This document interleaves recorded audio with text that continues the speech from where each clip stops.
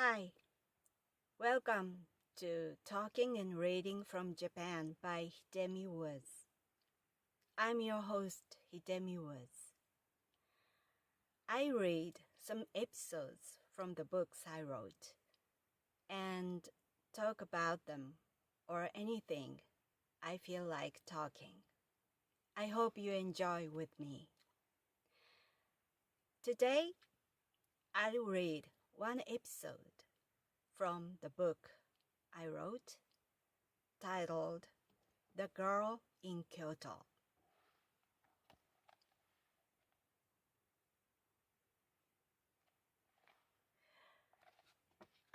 This book is one of the memoirs I wrote, and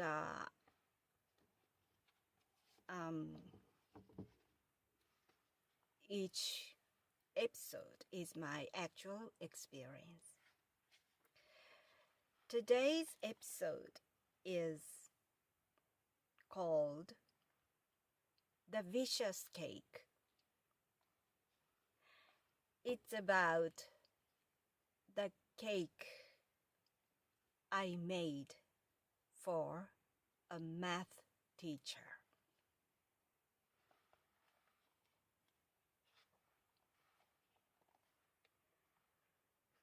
The Vicious Cake.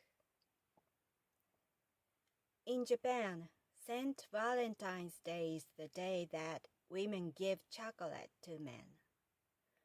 When I was a freshman at high school, I had a big crush on my math teacher and gave him a handmade chocolate cake on Valentine's Day. I wasn't interested in cooking at all and never helped my grandmother and my mother in the kitchen. Although cooking was an unknown territory for me, I decided to make a chocolate cake on a whim. It turned out to be way harder and more time-consuming than I thought. I made 2 cakes and chose the better-looking one for the teacher and the other to be stored in the fridge for my family and myself. I handed the cake to the teacher at school and was so happy because he seemed pleased. I came home in a good mood and tried the other cake in the fridge myself. My good mood was extinguished on the spot. It tasted horrible. I'd never had such a terrible cake before and haven't since. Of course, I tasted it to make sure while cooking, but I did so for chocolate icing, not for sponge cake. As you know, chocolate can't go wrong, but sponge cake possibly can. I felt awful imagining the teacher was having the vicious cake with his colleagues or his family on Valentine's Day. That was today's episode. This episode happened when I was in high school and when I had a big crush on my math teacher. At that time, he was about 40 years old, and he was so handsome, and of course he was smart, thin, and always he was wearing a 3-piece suit, and he just looked so handsome, and I really looked forward the math class And before the math class, before and while, during the math class, my heart was pounding because that handsome man was in front of the on the front of the in the classroom in front of me, talking and teaching. So I was. It's like to me it was like dreaming, not learning. But I wanted to be his favorite, so I studied math so hard. To this day, I hadn't studied so diligently. No, that was while he was my math teacher, I was the best student who studied so hard, so diligently, so earnestly. And as a result, before he was I had a different math teacher. I was so poor on math, but my marks on math jumped up, and I every examination I almost every time scored full marks because just not to be good at math or not to pursue a career in mathematics, just to become his favorite. And the best subject I was able to score had been English before that, but that math teacher changed it, and mathematics was the best, became the best I could do. And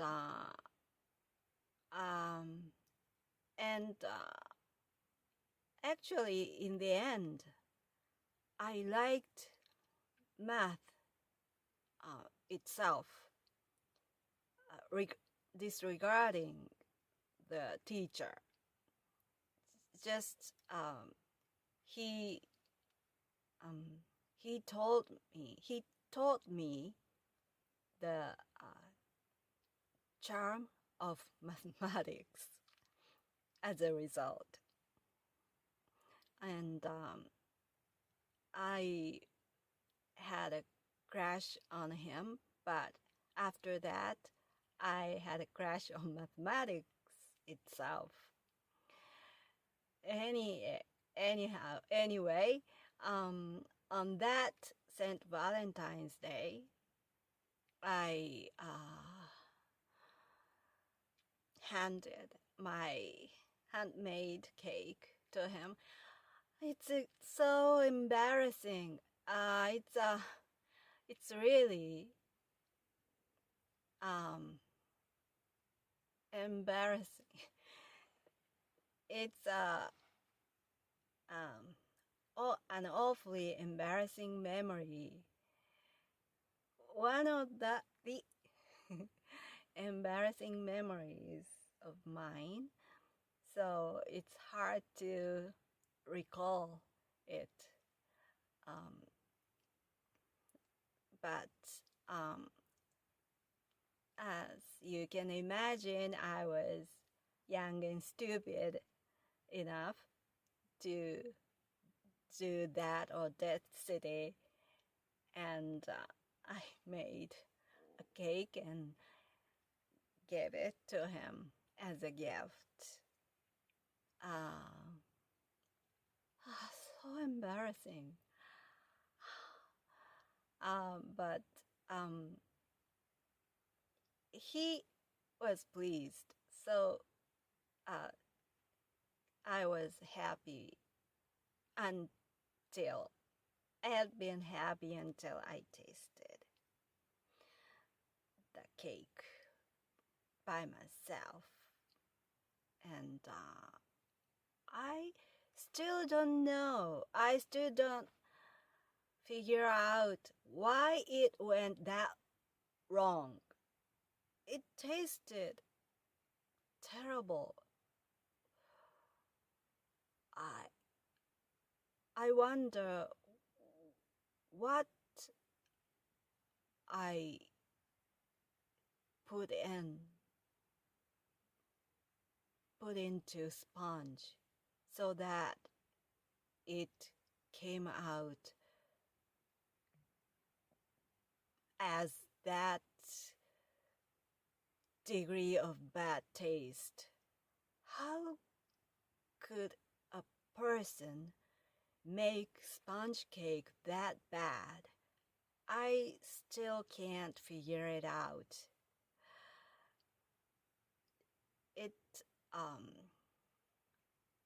I think I baked it correctly because it it was soft, looked nice, but the taste, how could it go so wrong with sugar and butter? I still don't know, because I haven't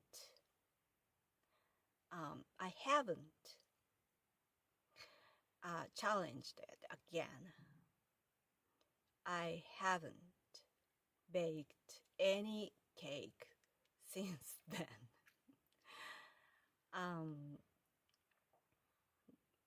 But in that degree, it was so bad, and I still feel sorry for my math teacher because I made him eat or possibly throw it out.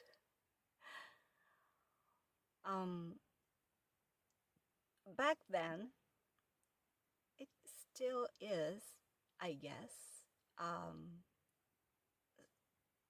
a Japanese way of celebrating St. Valentine's Day was unique.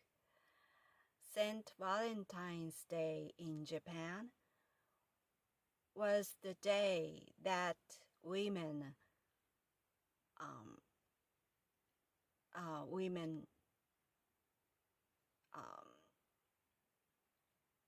showed her feelings to men. It was the day that women were forgiven to show their affection toward men.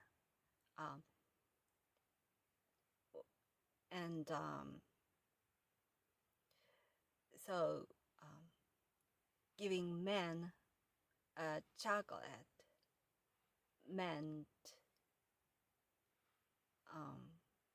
she loved him. So in those days, at that time, boys or men were competing with the number of chocolates they received, because that told how popular they were.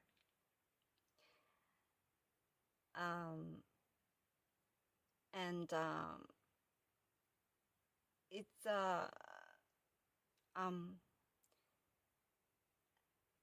back then it was somehow a new trend in Japan, because my father didn't know that that event, that way of celebrating St. Valentine's Day. So it's relatively a new event in Japan back then. But now it has changed a little bit, like more like social social thing. For instance, it's not serious relationship, affection and telling day, but it's just socially like at an office, female workers hand out to male workers to probably smooth out the work relationship between them, because which I don't know in details, since I haven't worked at an office, but probably so. And so lately it has been less serious, but back then was more serious, more tense event for women. And I just used that event to show how much I loved my math teacher to him. And I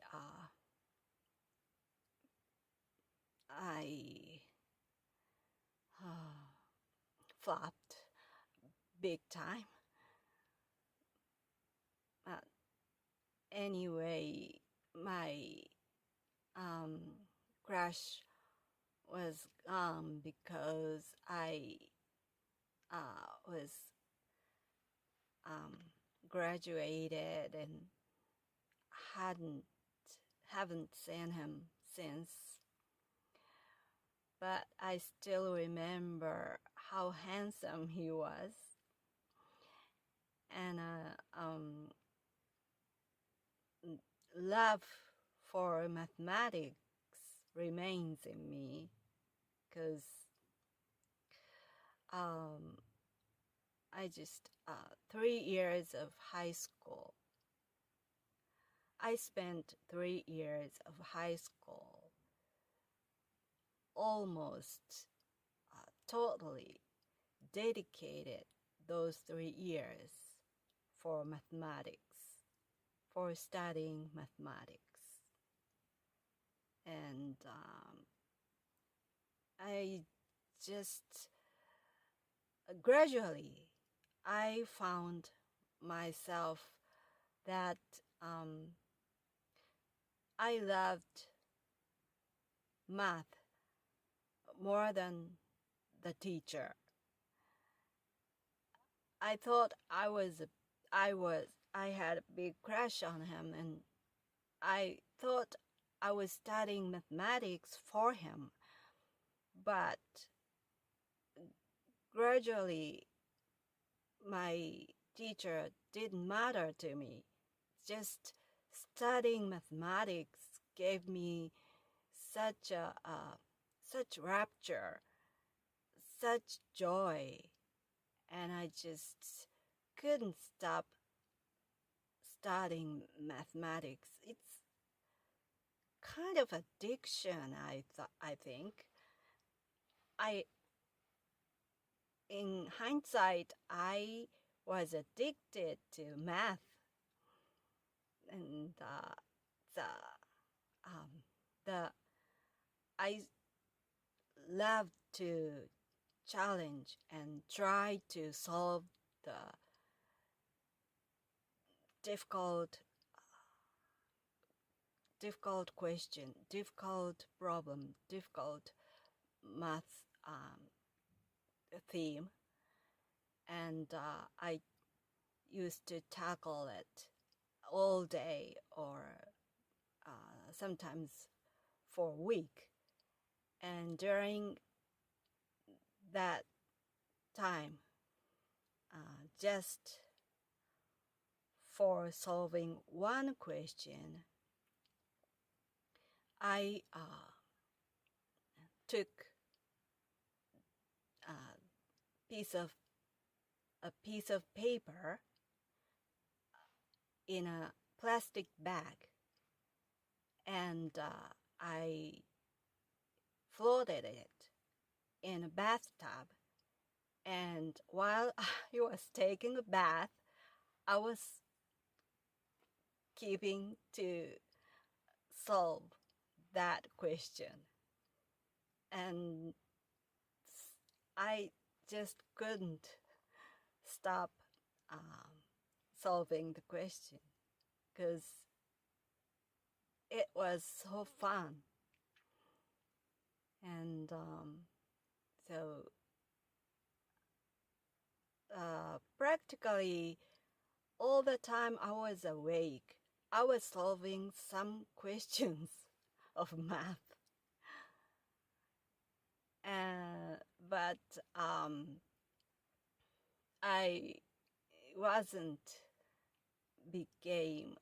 I didn't become a mathematician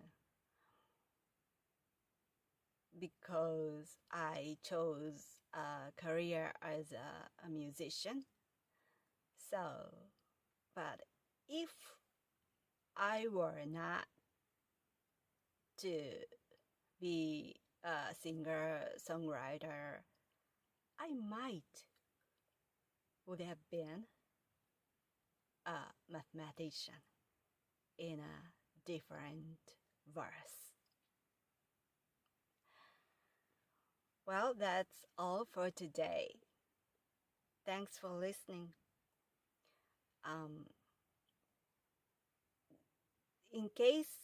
Just in case you are interested in my other materials, you can visit hidemiwoods.com, hidemi.com,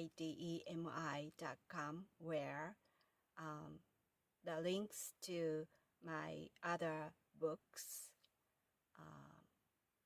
my songs, and my blogs, podcasts, and merchandise I design are available at that on that website.